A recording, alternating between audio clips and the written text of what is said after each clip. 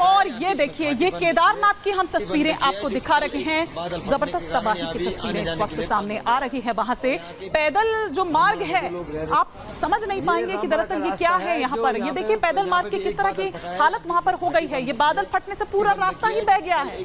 अब लोग, इसीलिए मैंने कहा कि यात्रा रोक दी गई है, लेकिन अभी भी कुछ लोग रहे होंगे वहां पर, जिन तक मतलब जो वहां तक नहीं आ पाए होंगे। तो वो लोग जगह जगह ऐसे 10,000 यात्री हैं जो फंसे हुए हैं जगह जगह रास्ते में। अब वहां तक, उन तक किस तरह से पहुंचा जाए, क्योंकि वो जानकारी कैसे मिले कि यहाँ इस इलाके में वो लोग फंसे हुए हैं। और ये देखिए, ये सोनप्रयाग गौरीकुंड की तस्वीरें हम दिखा रहे हैं। यहाँ पर एक पुल हुआ करता था, वो पुल कहीं नजर नहीं आ रहा है क्योंकि वो पुल बह गया है। उस सैलाब में वो सब कुछ, अपने प्रकृति किस तरह का रौद्र रूप अपना दिखा रही है, वो हम आपको तस्वीरें दिखा रहे हैं कि किस तरह के हालात वहां पर बन गए हैं। एक बार फिर से उसी तरह की तस्वीरें जो हैं वो उत्तराखंड से देखने को मिल रही है, केदारनाथ से देखने को मिल रही है।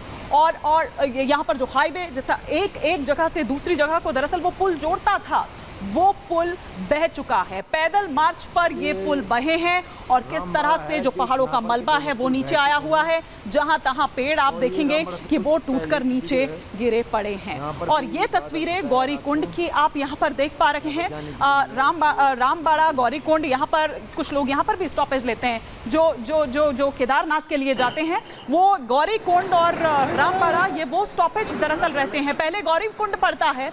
ये तस्वीरें हम आपको दिखा रहे हैं कि एसडीआरएफ जो है, एनडीआरएफ जो है, वो इस वक्त मौके पर वहां पर मौजूद है। क्योंकि देखिए, ये पूरा जंगल का इलाका है, तो कहीं ऐसा तो नहीं कि बहकर कोई यहां पर चला गया हो या किसी को मदद की जरूरत यहां पर हो। तो ये पूरा वहां पर एक सर्च ऑपरेशन भी आप कह सकते हैं कि वहां पर चल रहा है कि कोई कहीं है तो नहीं। तो लोगों को रेस्क्यू करने का काम वहां पर तेजी के साथ चल रहा है। लेकिन मौसम सबसे बड़ा जो एक चैलेंज वहां पर बना हुआ है, उस वजह से मुश्किलात आ रही है। क्योंकि बारिश रुक रुक कर हो रही है, बादल फट रहे हैं। और जब बादल फटता है तो उस वक्त आप देखिए, उसके बाद की वो तस्वीरें ही आपको बता रही हैं कि क्या हाल रहता होगा।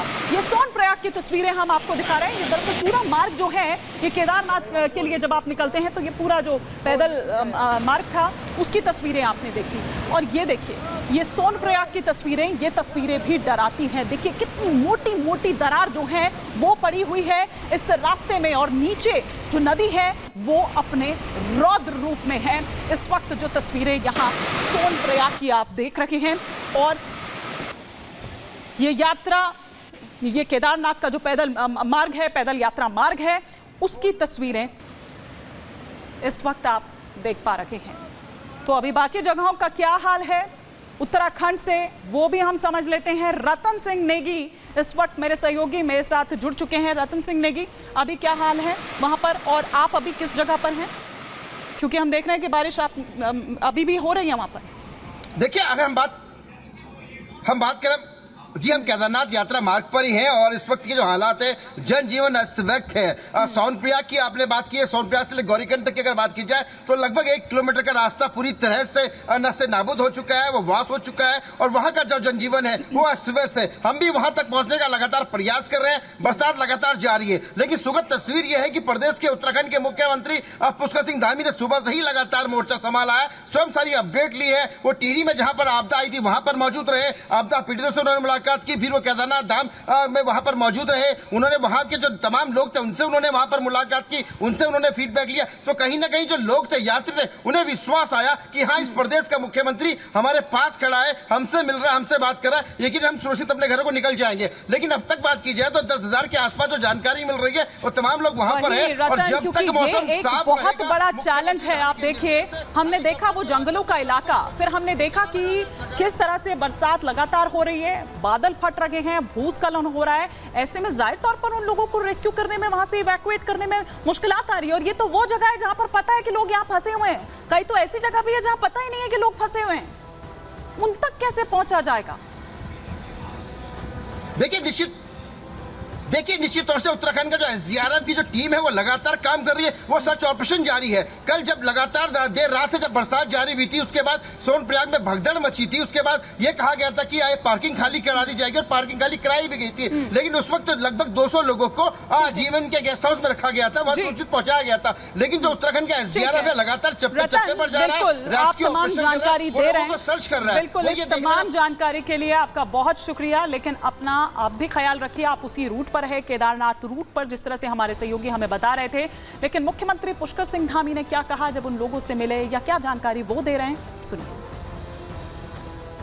चारधाम यात्री भी हमारे सभी सुरक्षित रहें, उसके लिए भी लगातार सभी अधिकारी हमारे अलर्ट मोड में हैं। मौसम विभाग की जिस प्रकार की सूचना आ रही है उसके अनुरूप आगे भी उसको प्रसारित किया जा रहा है, लोगों तक पहुंचाया जा रहा है। और हमारी पहली प्राथमिकता है कि हर प्रकार से जो जान माल है उसको बचाया जाए, लोगों को सुरक्षित स्थानों पर पहुंचाया जाए, उसके लिए काम कर रहे हैं। जो लोग हमारे आपदा शिविरों में रह रहे हैं उनके लिए सभी प्रकार से, जो हमारी गर्भवती माताएं हैं उनका विशेष ध्यान रखने के लिए, विकलांग हैं, वृद्धजन हैं और साथ में बच्चे हैं, उनके लिए कहा है, सभी अधिकारियों से कहा है कि किसी भी प्रकार से हमारे जितने भी आपदा प्रभावित लोग हैं उनको हर संभव जो भी सहायता है वो सहायता पहुंचाई जाए। तो देवभूमि जहां पर कुदरत का ये कहर देखने को मिल रहा है, लेकिन लगातार नजर बनाए हुए हैं मुख्यमंत्री पुष्कर धामी। वो तस्वीर हम आपको दिखा रहे थे, वो उनका स्टेटमेंट हम आपको सुनवा रहे थे। लेकिन आइए अब आगे बढ़ते हैं, कुछ और इलाकों की तस्वीरें आपको यहाँ पर दिखाते हैं। बात हरिद्वार की करती हूँ। हरिद्वार में भी देखिए इसी तरह की तस्वीर जो है दिल दहला देने वाली, वो सामने निकल कर आई है। मौसम की मार, कुदरत के कहर जो है वो यहाँ किस तरह से देखने को मिला है, ये आपको दिखाते हैं। ये हरिद्वार की तस्वीरें, ये एम्बुलेंस की तस्वीरें आप देख रहे हैं। भारी बारिश की वजह से घर की छत जो है वो दरअसल गिर गई और उस वक्त उस घर में लोग मौजूद थे। रात के वक्त ये हादसा हुआ, आप देख रहे हैं। इस हादसे में 9 लोग बुरी तरह से जख्मी हो गए हैं, लेकिन 2 छोटे छोटे बच्चे भी थे। जिस दौरान ये हादसा हुआ वो बच्चे भी, उन बच्चों को भी लील लिया इस मौसम की मार ने। ये जो आसमानी आफत जो बरस रही है जिस तरह से, उस वजह से ये रात के वक्त दरअसल ये पूरा हादसा हुआ। इससे पहले कि कोई कुछ समझ पाता, सब कुछ छीन लिया और 9 लोग इसमें जख्मी हुए। लेकिन उसके बावजूद जो रेस्क्यू ऑपरेशन वहां पर चल रहा है। और ये देखिए, ये जो तस्वीरें हम आपको दिखा रहे हैं ये देहरादून की तस्वीरें हैं। रात का वक्त है, थोड़ा आप यहां पर देख सकते हैं। और ये कोई नदी नहीं है बल्कि ये सड़क है, लेकिन सड़कों ने ही नदियों का रूप ले लिया है। आप ये देखिए, ये तस्वीरें यहाँ पर, तो आप समझ सकते हैं कि क्या स्थिति वहां पर होगी। लोग अपने घरों में ही कैद हो गए हैं, लेकिन जो निचले इलाके हैं, निचले इलाके अभी भी इंतजार कर रहे हैं मदद का, अभी भी इंतजार कर रहे हैं जो निचले इलाके हैं कि उन तक मदद पहुंचे।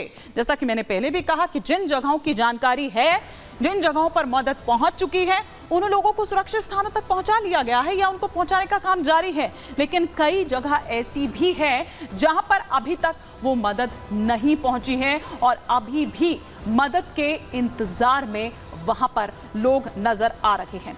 लेकिन आइए आप बात करते हैं वायनाड की, केरल की बात करते हैं, क्योंकि केरल में भी आप देखिए किस तरह से मातम पसरा हुआ है। तीसरे दिन भी रेस्क्यू ऑपरेशन लगातार जारी है। आज भी बारिश का रेड अलर्ट जारी किया गया है। मलप्पुरम, कोझिकोड में बारिश का ये अलर्ट जारी किया गया है। मौसम विभाग की अगर माने तो कैटेगराइज तो किया ही गया उन एरियाज को, पूरा रेड, ऑरेंज और येलो अलर्ट वहां पर जारी किया गया है। वायनाड हो, कन्नूर हो, भारी बारिश का ये अलर्ट जारी किया गया है। 4 घंटे में 3 जगहों पर फिर से भूस्खलन हुआ है। इलाके में मलबा हटा रही जो रेस्क्यू टीम है, मलबे के नीचे दबे लोगों के शव उनको मिल रहे हैं। अब बड़ा मुश्किल हो रहा है क्योंकि मलबे से उन लोगों को निकालना भी ये अपने आप में एक बड़ा चैलेंज यहाँ पर है। जैसा कि बार बार भूस्खलन वहां पर हो रहा है और भूस्खलन से अब तक जो आंकड़ा सामने निकल कर आया है, 282 लोगों की मौत हो चुकी है। लेकिन जिस तरह की भयावह तस्वीरें वहां से निकलकर सामने आ रही है वो ये बता रही है कि आंकड़ा अभी और बढ़ेगा। 100 से ज्यादा लोग अस्पताल में भर्ती हैं। 2 दिन में करीब 1500 लोगों को रेस्क्यू किया गया है। 82 राहत शिविरों में हैं। 8000 लोग और 700 से ज्यादा लोग शरणार्थी कैंप में रखे गए हैं। युद्ध स्तर पर चल रहा है राहत और बचाव का कार्य, लेकिन उसके बावजूद ऐसा लग रहा है कि नाकाफी वो साबित हो रहे हैं कुदरत के इस कहर के आगे। आर्मी